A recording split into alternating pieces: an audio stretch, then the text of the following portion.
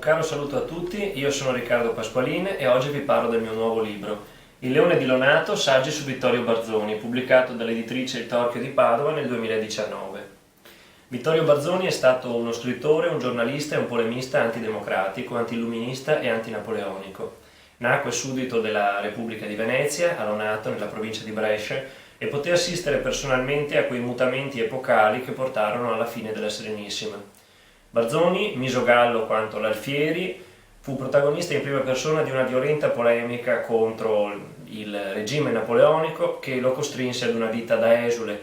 Nel 1804 trovò rifugio presso gli inglesi, sull'isola di Malta, in cui divenne direttore di una serie di giornali che si impegnarono in una importante campagna propagandistica a favore dell'unificazione degli italiani contro i governi stranieri che spadroneggiavano sulla penisola, i francesi e gli austriaci. Come sono entrato in contatto con la figura di Vittorio Barzoni? È un cammino che è iniziato diversi anni fa, quando io stavo studiando all'Università di Padova e mi è capitato di leggere un capolavoro della letteratura italiana, quali sono le Confessioni di un italiano di Ippolito Nievo. Nievo, con l'espediente letterario delle memorie fittizie di un ottantenne, racconta gli anni che vanno dalla caduta della Serenissima al Risorgimento. Intreccia storie e personaggi e tra queste figure mi ha colpito soprattutto quella di Vittorio Barzoni, che Nievo presenta come l'unico intellettuale che non ha voluto piegare il capo davanti ai francesi, ma anzi è stato autore di una violenta satira politica, I Romani in Grecia, in cui dietro alla narrazione di un evento storico reale ha voluto raccontare la conquista di un popolo superiore culturalmente ma diviso, i greci, cioè gli italiani, da parte di un popolo culturalmente inferiore ma militarmente superiore come i romani, cioè i francesi, capeggiati da Napoleone Bonaparte.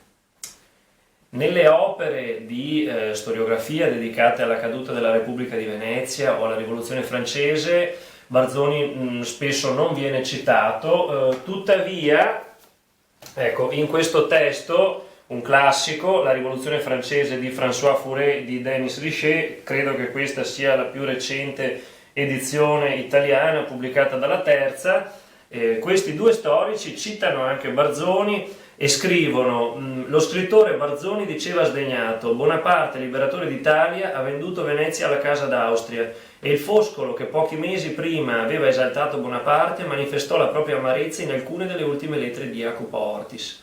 Ecco, questo contrasto tra Vittorio Barzoni e Ugo Foscolo si ritrova anche nelle Confessioni di un italiano del Nievo.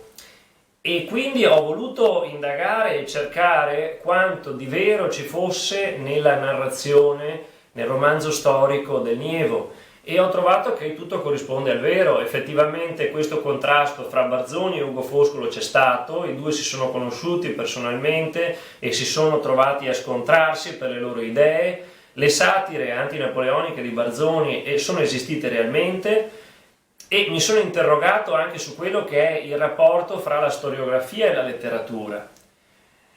Quando ci si trova davanti un'opera importante e così vasta come quella di Nievo, delle domande sorgono spontanee, ma è un testo di difficile interpretazione. Innanzitutto non dobbiamo confondere il punto di vista del protagonista, che è una figura letteraria creata magistralmente dalla penna di Nievo, ma che non condivide con l'autore tutte le idee, ovviamente, quindi non dobbiamo confondere il protagonista con l'autore. Questo è fondamentale. Tolkien non è Frodo, Frodo non è Tolkien.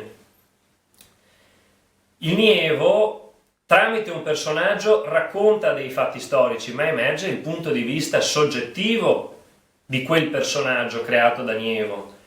Certo è che Nievo, per raccontare dei fatti che non ha vissuto in prima persona, deve ricorrere a delle fonti storiche, quali la storia della Repubblica di Venezia, del Cappelletti, quindi una fonte filo-veneziana, la raccolta di documenti inediti sulla caduta della Repubblica di Venezia, pubblicata dall'abate Cristoforo Tentori, che racconta la fine del regime aristocratico a Venezia, ma anche una fonte anti-veneziana come la storia della Repubblica di Venezia di Pier Daru.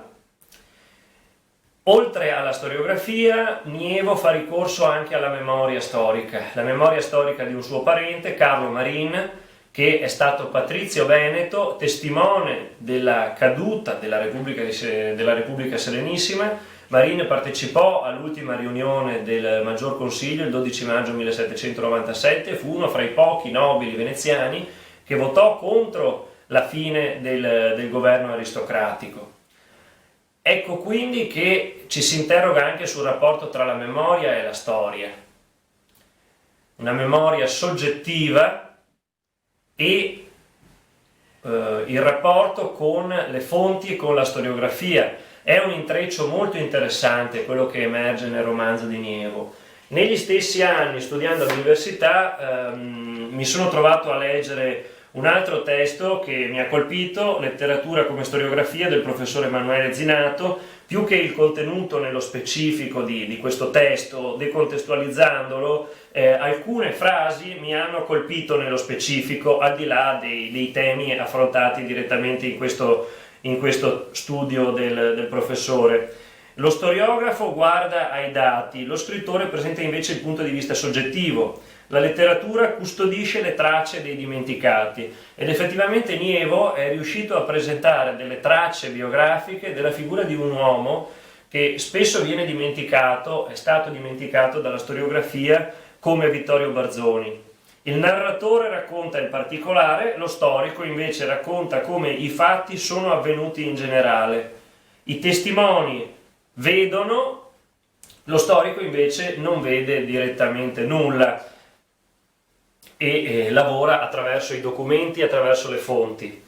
Ecco quindi che in un romanzo come quello di Nievo emerge tutto il rapporto fra la storiografia e la letteratura. Il testo di Nievo però non è soltanto un romanzo storico, è anche un'opera educativa, è un romanzo di formazione che racconta la crescita di un personaggio, lo sviluppo delle sue idee, della sua consapevolezza politica. Ed ecco quindi che anche una figura sullo sfondo come quella di Barzoni pone una serie di interrogativi: perché Nievo lo inserì, perché espresse alcuni pareri sulla sua figura. Tutto questo io ho cercato di affrontarlo nel mio libro.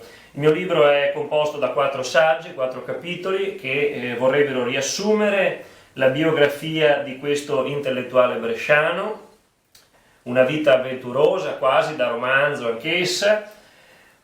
Un altro capitolo è dedicato a un'opera, una satira antidemocratica comparsa a Venezia, il dialogo tra Eraclito e Democrito Redivivi sulla caduta della Repubblica Veneta. Io ho pensato che questa opera sia attribuibile a Barzoni, il dibattito è ancora in corso, c'è chi la attribuisce al già citato Cristoforo Tentori, storico, scrittore, e chi la attribuisce a Barzoni. Io propendo per l'attribuzione a Barzoni. Un altro testo è dedicato alle opere di Barzoni e infine l'ultimo capitolo affronta proprio la questione del romanzo di Nievo e della figura di Barzoni in quest'opera letteraria.